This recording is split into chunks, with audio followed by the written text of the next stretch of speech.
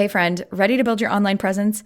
If the answer is yes, then you first need a domain. Even if you're not going to get started on building your website, it's still so important to secure your domain. Your domain acts like your telephone number, but for the web. It's how people find you and contact you. And when you are ready to secure your domain, we recommend Hover. Hover makes finding a domain simple and easy to do. They provide a clear user interface so that you can drop the tech overwhelm and get up and running in no time. Not to mention, their customer service is the best in class. Thank you to Hover for supporting the She Did It Her Way podcast. To check out Hover and secure your business domain today, head to www.hover.com/she-did-it to receive 10% off your first domain. Again, that is www.hover.com/she-did-it to receive 10% off your first domain.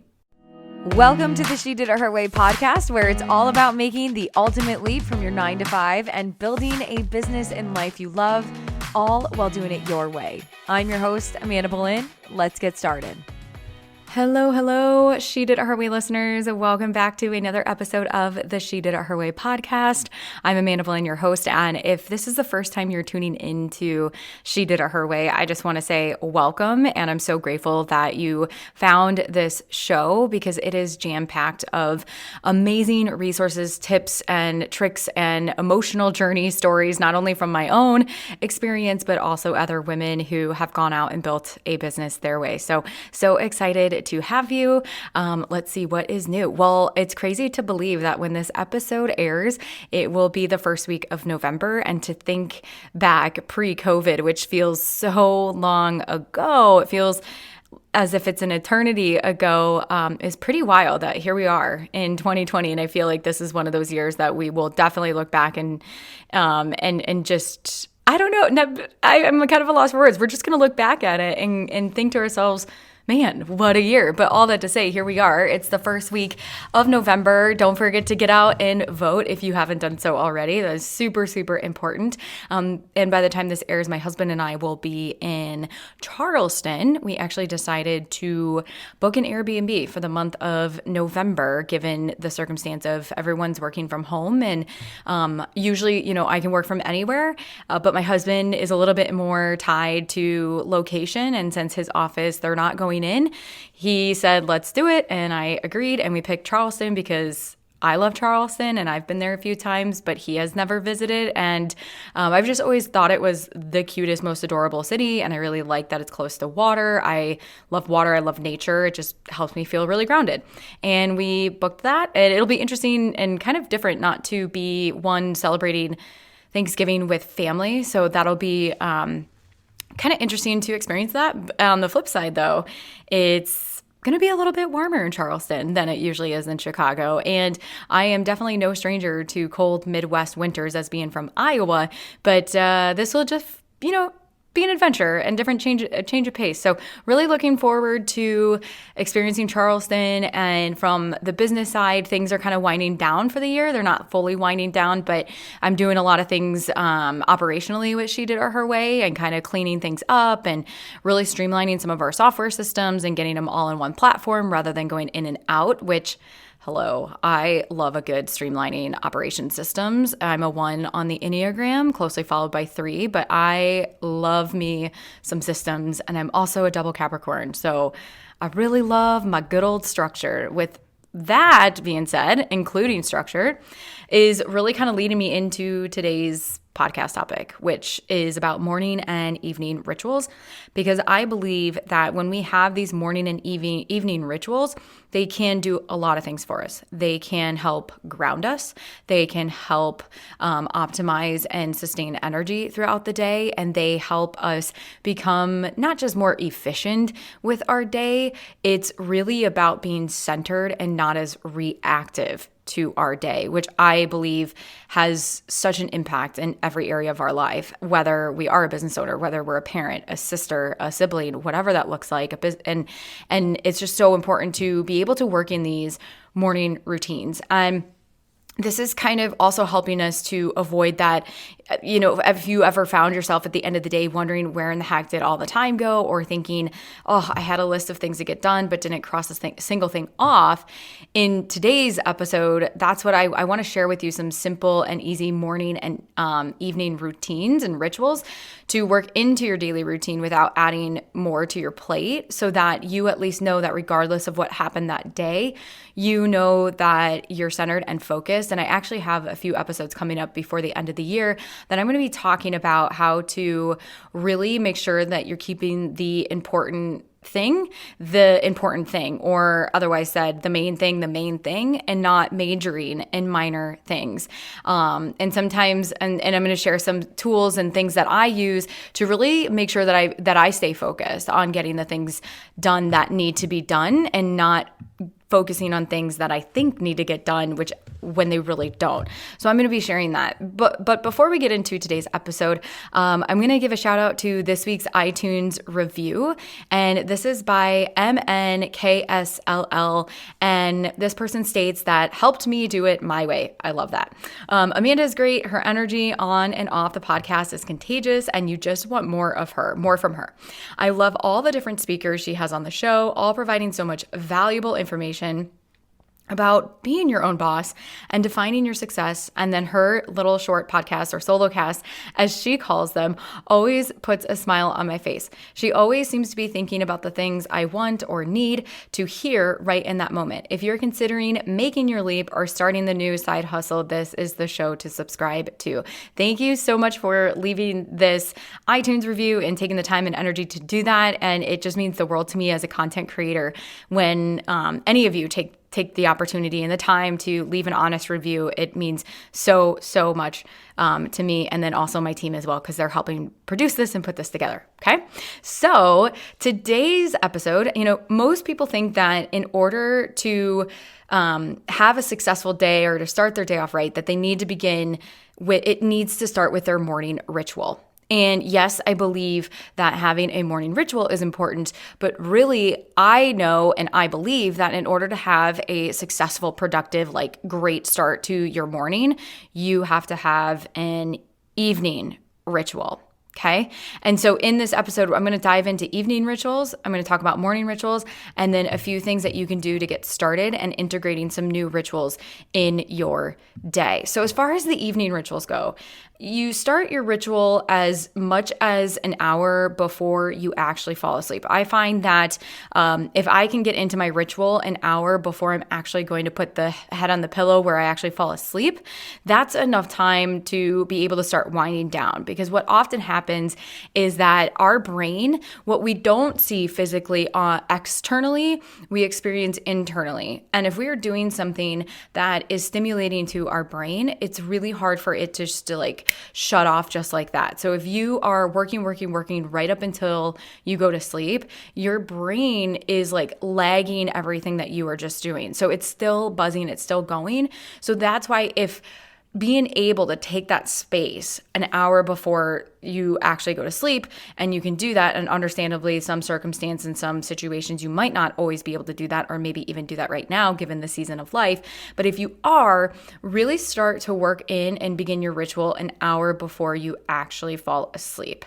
And so, again, if you can't do an hour, maybe try for 30 minutes. Try something a little bit longer than what you're doing right now. So if right now you get done and you just go to bed right away, you get done with work and you go to bed right away, and there's sort of no transition, just start with 15 minutes. It doesn't have to be an hour, it can be 15 minutes. Then I also recommend, and these are in no particular order, they're just some of the things that I found really well that work for me, and my friends laugh at me because they're like, you sleep so well, how do you do it? And they'll also say you don't, I don't get distracted, and I'm usually not on my phone at night. And so I have it doesn't take me long to fall asleep. And that is partly, I do believe, is because I have a really strong rule about no cell phone or electronics an hour before bed. And I usually don't take my cell phone into the bedroom at all, because I've been in the past tempted to just end up mindlessly scrolling, and I certainly do not want that. And so when you remove any sort of electronics an hour before bed, this also, again, helps calm your brain on a couple different things. One, if you're scrolling through social media, let's say, I know that's a common one, and I certainly used to do that so much, that would wind me up mentally before bed, and then that would cause me to get anxious. If I saw someone doing something in their business that I was like, oh, I should be further along, and it just caused a lot of drama and thoughts in my brain, in my head, that it would take me longer to actually fall asleep, and I wouldn't get as great of sleep had I just disconnected and not engaged in any sort of social media before bed. And the same goes for watching any shows before bed. That can also keep you up at night from the experience of that, let alone just that the blue light and the lights that the lights that come from the electronics as well can actually cause your brain to think that you're more awake. And so it messes up the circadian rhythm in order for your brain to actually start producing melatonin to know that it's time to wind down. So that's really, really huge. And again, like if you're using electronics before bed, try either getting blue light blockers or just limiting and being a further distance away from the screen, because you'll get better sleep at night. And again, this is all about the evening ritual, so that the more rested you are from your sleep, the better able you are to show up the next day and give your all and have energy. And then also in connection with that, charge all devices in a completely separate room. And if you use your cell phone as an alarm clock, consider getting like an analog one, or maybe you use Google or Alexa. And really this is to help avoid that distraction of social media, apps, and mindless scrolling. And you may get to a place where your social media on your phone doesn't tempt you, and you may feel more confident and not getting distracted, and then bring the phone back in. But I have just become so aware, my husband and I are just becoming so much more aware of like how distracting the phones can be just in general. And so if you are able to try it for 7 days, just plug your phone into a completely different room, disconnect an hour before bed, and don't check social media or any of that, and see how you feel for those 7 days. And also bonus on your phone, and I talked about this in a previous podcast, is create a do not disturb setting in your phone so that you don't even see a notification come through and become tempted to check it. This helps so much, because I know that if I see a notification come through, it immediately distracts you. It grabs your attention. And that is, so if you put the do not disturb, you're not going to get any sort of notifications that will come through, which will really help create that constraint in your schedule. You can also, anyone who's listed in your favorites, or at least for the iPhone, if you get a text message or a call from them, the phone lets it come through. But for the most part, just go ahead and put it on do not disturb. And the other thing you can do is reflect on your day before you go to bed. I like to use the 5-minute journal because it's super easy, super simple, and very, very impactful. I use it right away when I get up, and ask you 3 things that you're grateful for, 3 things to accomplish that would feel great, and then it has affirmations that you can write down. And then at night, it asks you like 3 amazing things that happened, and then it asks you like what else could have gone better today, or anything that you would do differently. So that's why it's called the 5-minute journal. So if you're someone who's like, I'm not ready to journal full on, start with the 5-minute journal. It's a really, really amazing and great tool. The other thing you can do is read in the evening, even if it's for 5 minutes, 10 minutes, just reading and using an actual book, because I found that helps calm down as well. And it's really important I don't read business books before bed, because I found that stimulates my brain. And so I like to save kind of personal development books, spiritual books, money mindset books, like all those books that are not going to really charge my brain. I remember when I tried reading Traction before bed, and that was just a no-go, because then my brain was buzzing about my business all night and thinking about this and thinking about that. It was really challenging and hard to fall asleep. The next thing is with the evening and like the evening ritual is avoid decision fatigue. So let's say that every day you wake up, you have 100 units of decision-making power. Okay. And this is why we want to avoid decision fatigue, because if we only get, let's say, 100 units of power every single day, and we get that decision-making power, then we're going to want to optimize our decisions that we make on a daily basis so that we can save and not immediately use up those 100 units. So that being said, one of the things you can do ahead of time is make as many decisions as possible the night before you go to sleep for the next day. Things like pick out and lay out your outfit, decide what you want to eat for breakfast the next day. If you work out in the mornings, lay out your workout clothes and then fill up your water bottle before you go to bed. So these are all the things that you can do in the evening so that when you wake up in the morning, you don't have to think about what am I going to wear? What am I going to eat? Where are my shoes? Where are my workout clothes? You really kind of preemptively make those decisions ahead of time, which then saves you those energies, the units on the front end. And it's going to make it so that you can get going and get into your routine, your ritual much sooner rather than later in the morning. And so this is really helpful as well. And then either at the end of your workday or before you go to bed, you can review your calendar for the next day to figure out, do I need to shift anything, any decisions I need to make ahead of time, and you can brainstorm all the things that you can do in order to not have to make those same decisions again in the morning. And again, this is just really about like setting yourself up for success in the morning so that you can get into your day right away. And then optional, if you're someone who thrives in a more organized environment, which hello, I definitely do. You can set the timer for 15 minutes and do a cleaning blitz.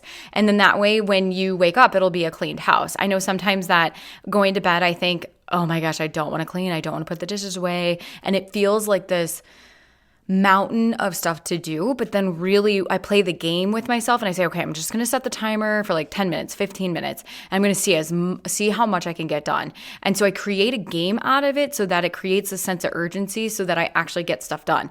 You can use the sense of urgency with like work stuff. You can use it with getting ready in the morning. Sometimes I will be very spacious and take a lot of time getting ready when in reality, it's like I can get ready fully dressed, showered in 45 minutes, but then sometimes I do like an hour and a half. So you can use this game of 15 minutes or whatever it is to really motivate yourself to get stuff done rather than putting it off. Because sometimes I think we think that it's going to take much longer to do stuff, and then in reality it doesn't.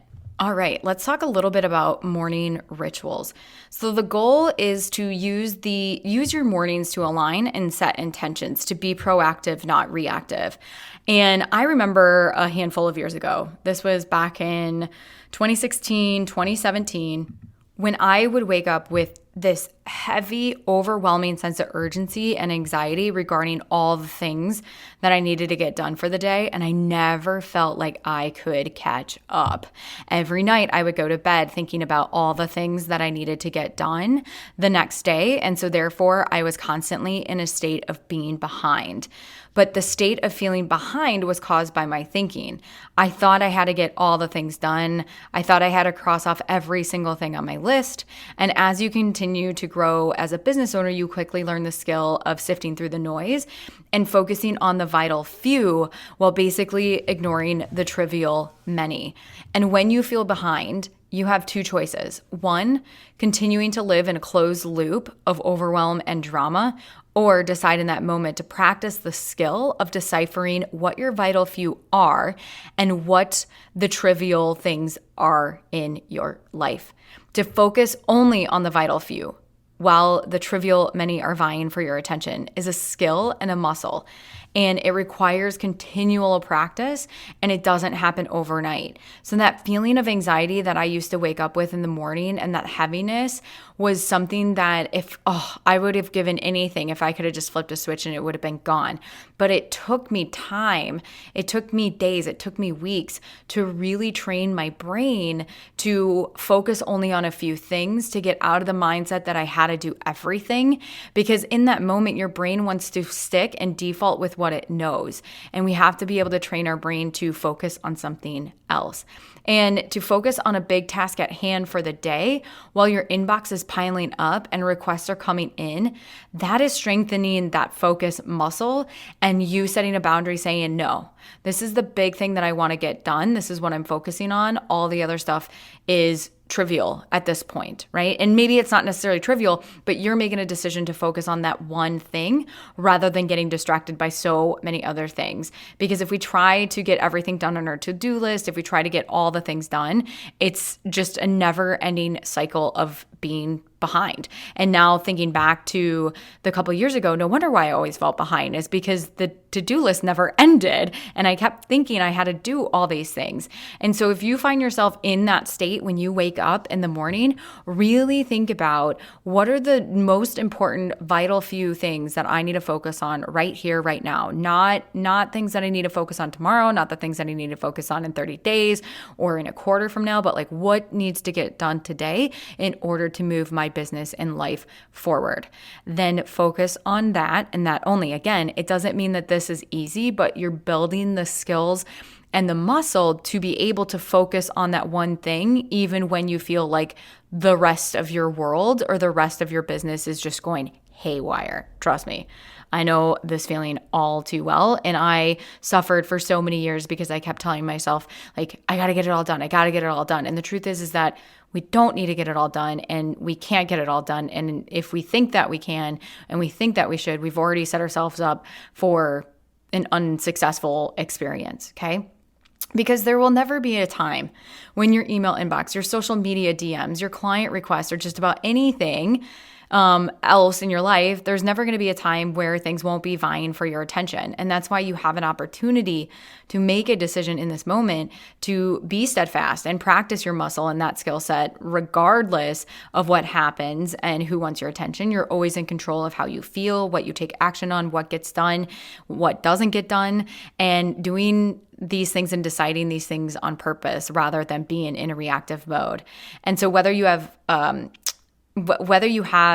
so many things coming at you or you have a few, it's really, again, focus on the vital few that need to be at top of mind at this point in your life and in your business, okay? I'm using that as a setup to share with you that I know some of you, especially in the early stages of building business, girlfriend, boyfriend, whoever who's listening, it is hard.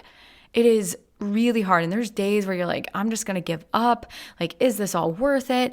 And you can find yourself with that heavy chest. And I just want you to know that you can give yourself permission to really practice and work through that and not have to experience that or suffer through it. And I'm sharing that because as we move in, I want to share some morning rituals. And I really feel like sharing that experience is something that a lot of people go through. And I want you to also know that you're not alone. And I want you to know that you can work through it. Okay, morning rituals. So whether you have 5 minutes for a morning ritual or you have 3 hours, I recommend incorporating some kind of gratitude and intention setting. And I've already shared with you my evening ritual, and that's the 5-minute journal. And I certainly use the 5-minute journal in the morning. Again, very important to create gratitude because when you are in a state of gratitude, you are vibrating at a completely different energetic frequency.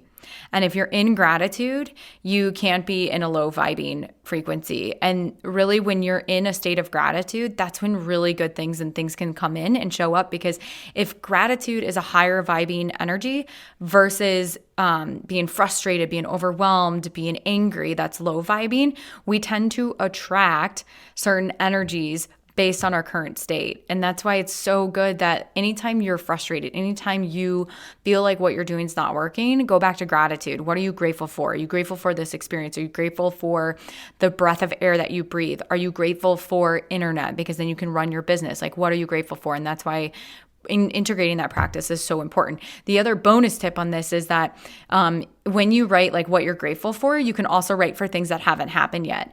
When probably about a couple months before Mike and I found our first real estate investment property, I would say in my 5-minute journal in the morning, I would say, I'm so grateful for our multi-unit. I'm so grateful for this amazing multi-unit in this amazing neighborhood. And I started sharing that or like writing that down. And then it eventually like it happened, but I didn't have a timestamp on it. I was just bringing it into that energy. So you can also use that gratitude space to be grateful for things that haven't really physically manifested yet, but you're bringing in to your world. Okay. So here are some must-haves with the morning ritual. Obviously, gratitude, yes. Then hydrate immediately. I used to get up and drink coffee right away in the morning before even having any sort of water. And now making sure like me drinking so much water versus not having any water in the past and going straight to coffee, it's a completely different experience.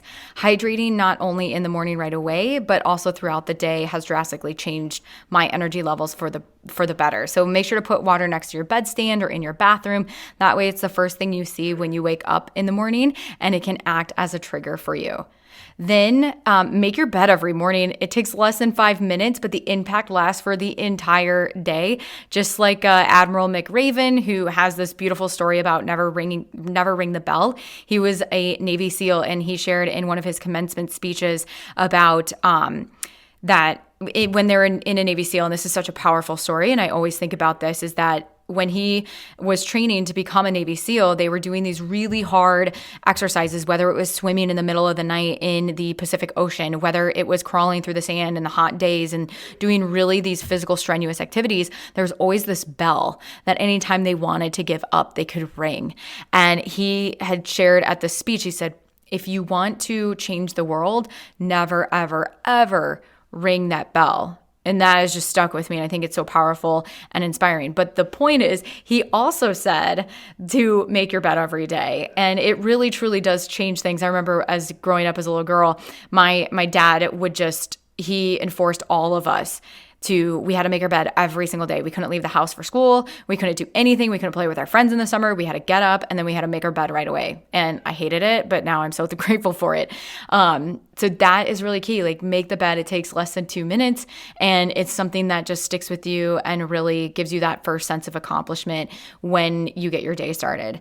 The next one is like visualize your days. And sometimes I do this when I'm actually falling asleep. I'll play out the next day of what I want to feel, what it's going to look like. I'll go through, I'll say, okay, I've got this, and I'll imagine myself playing out my day in the way that I expect it to. And then also do this in the morning as well. The other thing is some sort of meditation. Again, you can start small. You can do it for a minute. You don't need a fancy app. You can actually go to Spotify and type in meditate. And you can go on YouTube and type in meditate. There's a lot of great free meditations out there, but something just to really take even 60 seconds to just breathe and to really focus on nothing. And I have found that during times of practice of meditation, when I'm pretty diligent about it versus times that I'm not, when I am very diligent about the practice, I'm not as reactive. And meditation is just something that really helps you get quiet. So again, that you can be proactive and not react. And then the other piece, we talked about this before going to bed, is still avoid social media and interactions with your phone in the morning if it is going to cause you to go down a stream of like scrolling. So I do get on my phone actually in the morning, and I read my horoscope and I read my astrology app, and then I use it for meditation. But I typically steer away from going on any sort of social media platform as the first thing right away in the morning, because it's way too easy to just start scrolling. And what you really want to do is you want to preserve that quiet time, to use that to take up space for you and not to consume. So you would want to either use it for creation, spending it with spending that time with people that mean the most to you, and really taking up that space to like set your intentions and to get grounded for yourself on what the day that you want to accomplish. And the last bit is do your most important work of the day, the first, right at the beginning with zero distractions. So don't check email, start creating content. Maybe you're doing stuff for coursework. Maybe you're working on a big project. Do that right away in the morning without any sort of distractions if you can, as you go into your morning routine. That has been a game changer for me, is even though I know that email's coming in, I really try to not check email, because otherwise it's too easy to get in there and start responding to everyone else's requests before getting my main most important thing done for that day. Again, this is something like it takes time to integrate this. It takes discipline. I'm certainly not perfect. I'm not going to stay on this podcast and be like, I do it perfectly every single day, because hello, we're human. And that's just not fair of me to tell you that I do something perfectly every day, especially when I don't. So I don't want to paint that picture. But these are really core things that I found that if I can integrate them into some capacity, my day, if my day starts well, it tends to end well. And if it ends well, it tends to start well. So a couple things to keep in mind. everyone has different constraints and circumstances in their schedules. So not everyone has the same schedule, and there are different routines for work for different people. And just because you read somewhere that the most successful people work out in the morning doesn't mean that in order for you to be successful, you have to work out in the morning. You have to do what feels right for you. And if you find that your flow for your day is working out right before lunch and that works for you, then girlfriend, yes, do that, right? I just got off a client call and we were talking about how it's so like there's these best practices in the world when it comes to marketing and things that we need to do. Ultimately, though, at the end of the day, you have to do it your way and you have to do what feels good. And it's not about shooting on yourself and what you think you should do because everybody else is doing it. So find your own flow, find what feels good. The other thing is that you can condense or you can expand anything that I previously shared based on how much time you have. And maybe you want to integrate a journaling practice. So I never used to journal, but then I simply found that spending 5 minutes writing out my thoughts before bed and in the morning helped me actually think more clearly. And so maybe instead of 60 seconds of meditation, you expand to 5 minutes of meditation. Again, you have to find out what works for you. And it's not about just checking a box and saying, okay, I did meditation. Okay, I did journaling. Okay, I did this. Because I think anytime that we start to feel like we're checking a box, it really takes away the richness of the experience and being present as well. So just be mindful of that as you continue to kind of work some of these in as well. And how to get started in integrating your new rituals, I totally recommend that instead of trying to integrate everything all at once, pick one thing to start with at night and one thing to start in the morning. And so maybe at night, you're going to start with, okay, I'm going to plug my phone in an hour before bed in a different room. And in the morning, you're going to commit to drinking 8 or 16 ounces of water right away. And practice that and do that for 21 days. And then pick the next thing that you want to integrate. And so this is like a layering process of learning. And it's really beneficial, especially when you're trying to integrate something like a new routine or a new habit into your schedule. So remember, it is up to you to protect and defend your calendar and the things that you want to accomplish. And no one can make anything happen for you. No coach, no program, no spouse, no family member. It's really up to you. It's up to us as individuals to make those decisions to protect and defend our calendar and practice our boundaries and defending our calendar is so important in order to make our dreams happen. And yes, it's important. Is it always easy? No. It's pretty simple to say to protect our calendar and to put up boundaries, but it's not always easy to actually implement and practice that. But I just wanted to share that with you that you deserve that. So give yourself permission to take up space for you, because the more that you are growing and taking up space for you, you can start to expand and fill other people's cups around you. So I hope you have an amazing week and I will see you next time. And until then, keep doing it your way.